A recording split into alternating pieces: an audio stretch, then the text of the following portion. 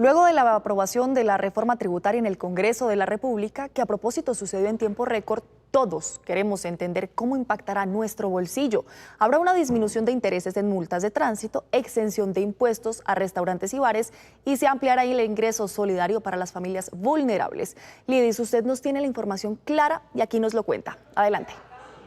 Hola Paola, muy buenos días y vamos a empezar con Ingreso Solidario, pues que beneficia a más de 3 millones de familias.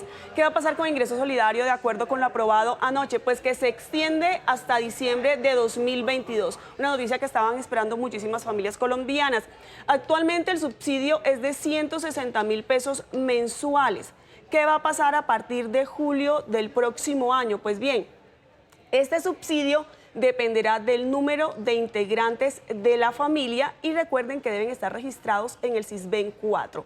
Para el próximo año se esperan que 1.100.000 familias ingresen a este programa. ¿Cómo generar más empleo para los jóvenes?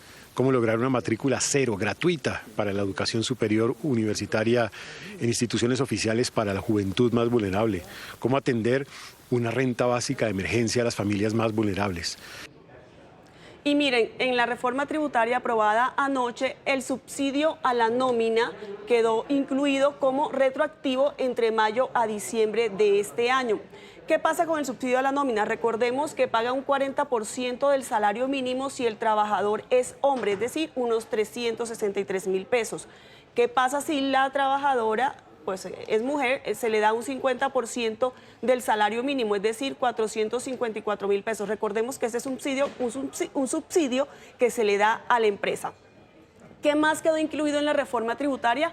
El subsidio a los jóvenes. Recordemos, eso actualmente también se encuentra vigente. Es un 25% de un salario mínimo por cada joven contratado entre los 18 y los 28 años, es decir, aproximadamente 227.000 pesos. Pero además que se incluyó, si se contrata a una persona, porque estos son empleos nuevos y esta persona es mayor de 28 años, las empresas tendrán un subsidio del 10% por cada trabajador.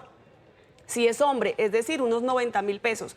Si es mujer y es mayor de 28 años, pues el subsidio será del 15%, es decir, unos 130.000 pesos. Además de eso, pues las empresas afectadas, eso también lo hablábamos hace poco con el presidente de la SAC, las empresas afectadas por los paros tendrán un beneficio del 20%. Las tiendas, el que tenga 2 empleos mínimo va a ser beneficiario de ese recurso.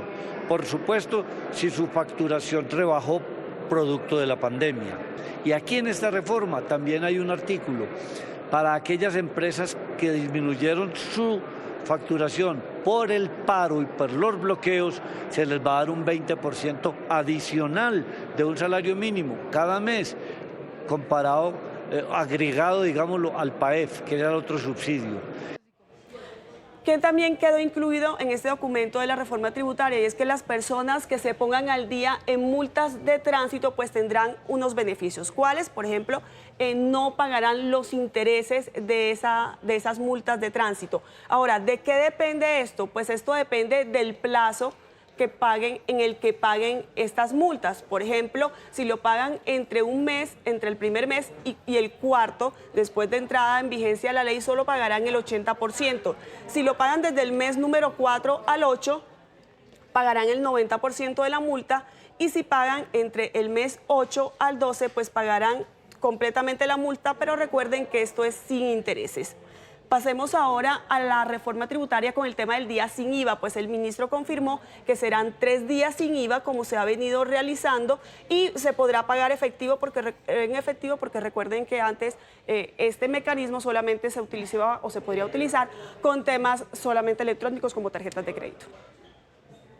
Vía libre para los 3 días sin IVA, pero además con un elemento adicional, y es que se van a permitir los beneficios del día sin IVA para las personas que paguen en efectivo, no solamente a través de medios electrónicos. Quien tenga deudas con la DIAN, con los municipios y los departamentos, también van a resultar beneficiados a través de un mecanismo de recuperación de cartera, donde se bajan los intereses y las sanciones en un 80%.